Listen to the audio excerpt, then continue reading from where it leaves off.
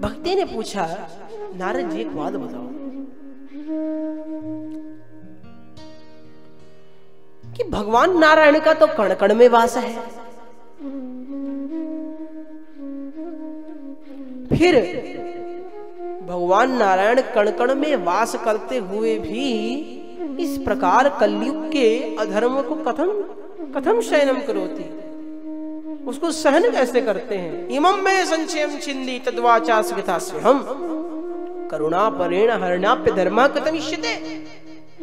जो करुणा से वरुणालय हैं हमारे प्रभु, जो करुणा से संपन्न है, वे भला इस कार्य को कैसे सहन करते हैं, कृपा कर हमें बताएं,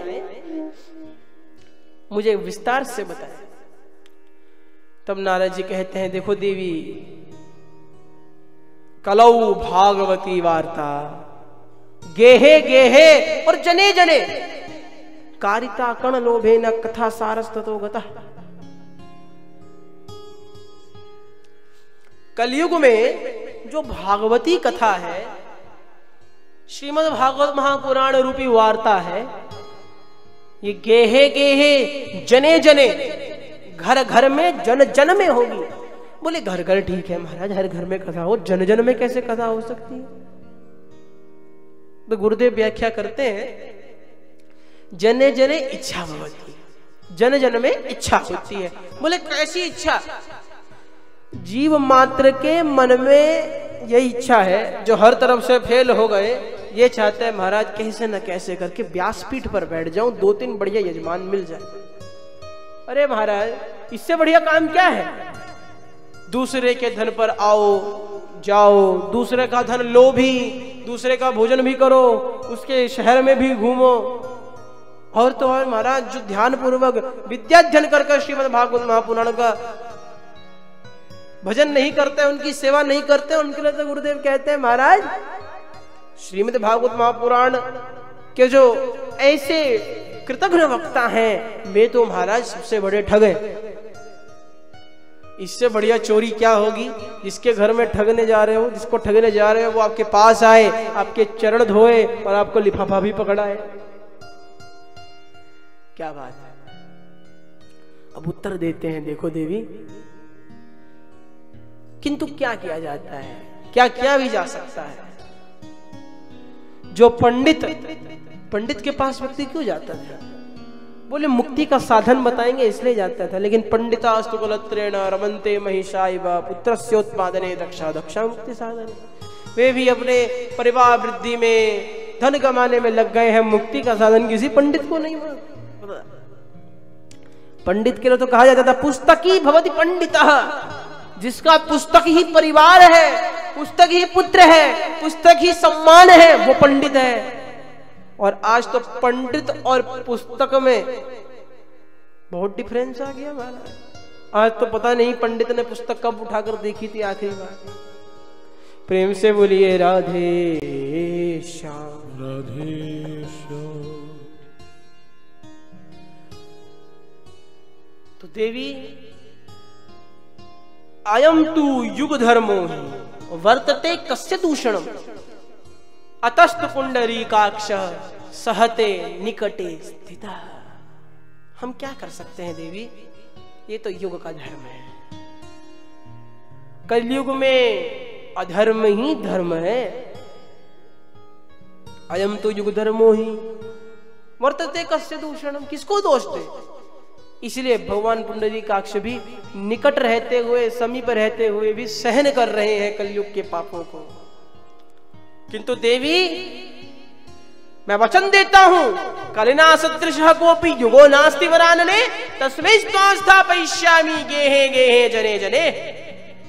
यद्यपि कलयुग जैसा कोई युग नहीं है, तथापि मैं वचन देता हूं कि आपकी स्थापना गेहे गेहे जने जने, घर घर में, जन जन के मानस में, जन जन के हृदय में आपकी स्थापना करूंगा, ये मैं वचन देता हूं। आप चिंता मत कीजिए देवी। अन्य धर्मान पुरस्कृत्य तिरस्कृत्य महोत्सवान तदा नाहम हरेर्दासो लोके त्वाम न प्रवर्तये। यदि जन जन के हृदय में मैंने भक्ति ज्ञान और वैराग्य आपको स्वस्थ कर स्थापित न करा दिया तो मैं हरि का दास न कहलाऊंगा। जो ये गंभीर वचन श्रवण करे माता भक्ति ने नारद जी के प्रसन्न हो गई। बोली सुरर्षे त्वं ही धन्योसी मद्भाग्येन समागताः साधूनाम दर्शनम लोके सर्व सिद्धिकरम परम। हे सुरर्षि आप धन्य हैं, मेरे भाग्य के कारण यहाँ पर समाहित हुए हैं। साधूनाम दर्शनम लोके सर्व सिद्धिकरम परम। साधुओं का दर्शन इस लोक में समस्त सिद्धियों को देने वाला है। सर्व सिद्धिकरम परम साधुनाम दर्शनम। साधुओं का दर्शन का हो गया मतलब सारी सिद्धियां प्राप्त हो गई। स्तुति कर उठी भक्ति महारानी। जयति जगति मायां यस्य कायाधवास्ते जयति जगति मायां यस्य कायाधवास्ते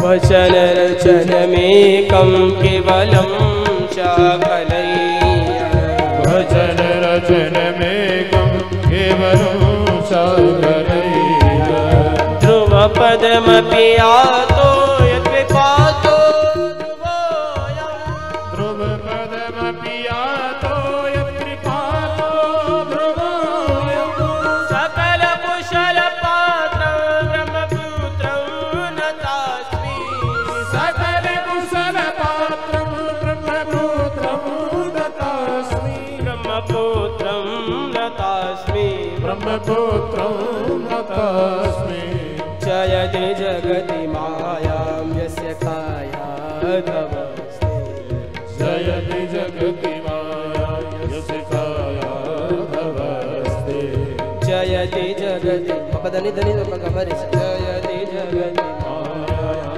जयति जगति मायां जयति जगति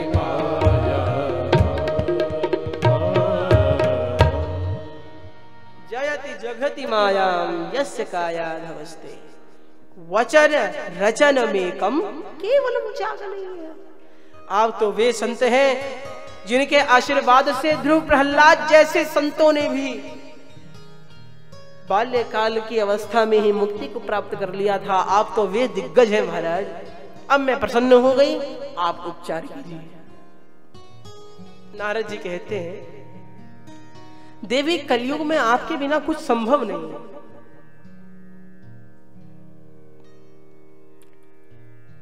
न तपोभिर्न वेदैश्च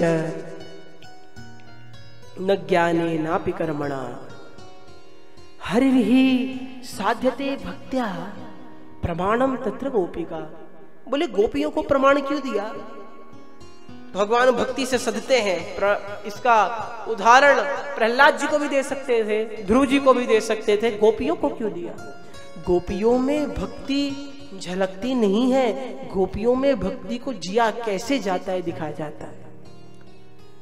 महाराज के समय गोपियां ढूंढ रही हैं माधव। जब माधव अंतर ध्यान हो गए परिभ्रमण कर रही हैं, ढूंढ रही हैं, अरे माधव कहाँ हो कहाँ हो। एक गोपी बोली माधव ऐसी क्या खता हुई जो काबिले माफी नहीं, ऐसी क्या खता हुई जो काबिले माफी नहीं। आपको देखा नहीं है अरसे से कि क्या इतनी सजा काफी नहीं? प्रेम से बोलिए राधे श्याम राधे श्याम। भक्ति को जीवन में जिया है गोपियों ने, इसलिए प्रमाणं तत्र गोपिका कहा। गोपियां प्रमाण है भक्ति का। कलयुग में अलम व्रतेरलम योगैरलम ज्ञानैरलम मखै अलम ज्ञान कथालापै भक्ति रेखैव मुक्तिदा। कलयुग में ज्ञान और यज्ञ हवन आदि सब पर्याप्त है, सब अलम बहुत हो गए। मुक्ति देने वाली तो एकमात्र भक्ति है। भक्ति महारानी का स्तुति कर कर नारद जी महाराज ने ज्ञान वैराग्य जो लोग बुढ़े पड़े हुए थे उनको जगाने का प्रयास किया। पहले हाथ पकड़कर खूब हिलाया, ज्ञान वैराग्य उठो। नहीं उठे तो वेद पढ़कर सुनाने लगे महाराज। वेद पढ़ने लगे, वेद पाठ भी कर लिया और फिर वेद वेदांत घोषेश्च गीता पाठेर मुहुर्मुहु, वेद वेदांत का पाठ कर लिया, गीता जी का पाठ कर लिया, लेकिन इनको हल्की सी चेतना तो आई पर फिर मूर्छित होकर गिर पड़े। चिंतित हुए नारद जी, तो अपने भक्त को चिंतित हुआ देखकर भगवान पर कहां रहा जा सकता है। आकाशवाणी हुई उसी समय, एतदर्थम तु सत्कर्म सुरर्षे त्वं समाचर तत्ते कर्माभिधास्यन्ति साधवः साधुभूषण। हे सुरर्षि, आप इनको स्वस्थ करने के लिए सत्कर्म करें। नारद जी सोचने लगे, अरे महाराज सत्कर्म, क्या सत्कर्म करूं? इतनी देर से मैं क्या कर रहा था, टाइम पास थोड़ी ना था। तो बोलिए सत्कर्म कहां मिलेगा? तो देखो, सत्कर्म हम नहीं बताएंगे, साधु आपको बताएंगे, जो साधुओं में भी भूषण है वे बताएंगे। आकाशवाणी पूरी हुई और नारद जी महाराज तो माथा पकड़कर बैठ गए। अरे महाराज, न दवाई का नाम बताया,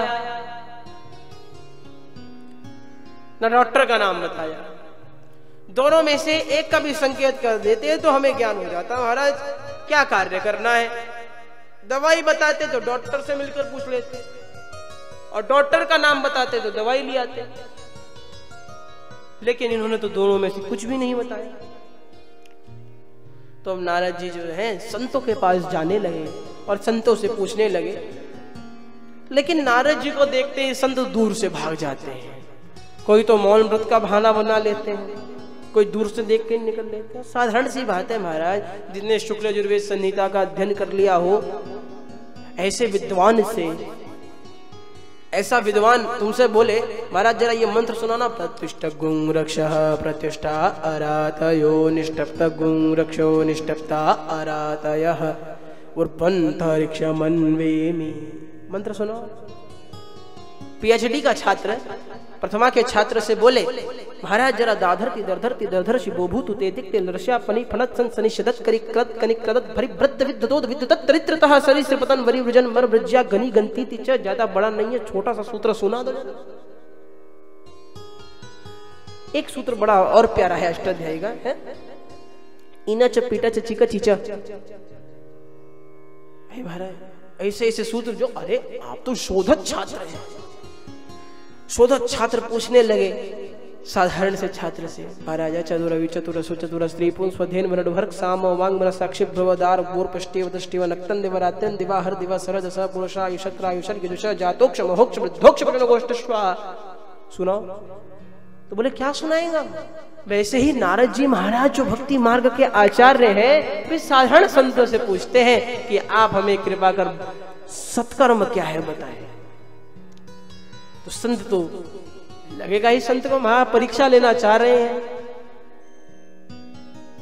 तो परीक्षा से बचने के लिए संत मुंह फेर लेते हैं। और वास्तविकता है, गुरुदेव भी, हमारे गुरुदेव इस बात पर व्यंग करते हैं, संतों की परीक्षा लेने लग जाए ना तो संत आधे तो अपने आप को संती बताना बंद कर देंगे। हम संत नहीं है महाराज, संतों की परीक्षा लेना शुरू कर दो तो आधे संत तो ऐसे ही भाग जाएंगे।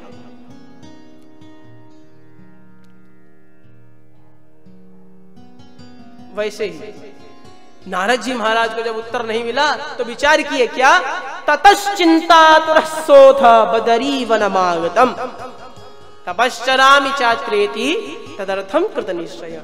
महाराज मैं तो बद्रीनाथ धाम में जाकर अब तपस्या करूंगा। हाउ कैन इट पॉसिबल, ये कैसे संभव है महाराज? नारद जी वो तो श्राप है प्रचित्र दक्ष का, घड़ी भर से ज्यादा कहीं टिक नहीं सकते। तो फिर तपस्या करने के लिए तो एक अच्छा स्थान चाहिए, पर्याप्त समय चाहिए। बद्रीनाथ धाम में तपस्या कैसे करेंगे? तो जब शाप लगा प्रचेतस दक्ष का, नारद जी भागे भागे गए भगवान के पास, बोले प्रभु अनर्थ हो गया आपके दास के साथ। मैं तो एकांत में आपका भजन करता था, वो भी अब नहीं कर पाऊंगा, आप बताइए क्या करूं? तब भगवान कहते हैं देखो बेटा नारद, दुनिया के लिए तुम्हें ये श्राप लगा है, अपने घर में श्राप नहीं लगा है। और भक्तों का घर तो भगवान का मंदिर है, ये आपका घर है। आप ये मत सोचकर आइए कथा पंडाल में कथा सुनने जा रहा हूं, घर से सोचकर आएंगे कि अपने घर जा रहा हूं, घर में माधव के दर्शन करोगे। ऐसा विचार कर कर मैं बद्रीनाथ धाम में आया। इतने में आप लोग मुझे मिल गए, अपनी समस्या मैं आपके सामने प्रस्तुत कर दी। अब आपको पता है आप भी कोई साधारण नहीं है। आप येषां भ्रूभंग मात्रेण द्वारपालौ हरे पुरौ भूमौ निपतितौ सद्यः यत्कृपातः पुरंगतौ। आप तो वो हैं जिनकी देखभर मात्र से, भ्रूभंग मात्रेण भ्रुकुटी टेढ़ी करने मात्र से भगवान नारायण के पार्षद उसी क्षण धरा पर प्रकट हो गए। देर नहीं लगी, अव्यय लगाया, सद्यः झटिति धरा पर गिर गए।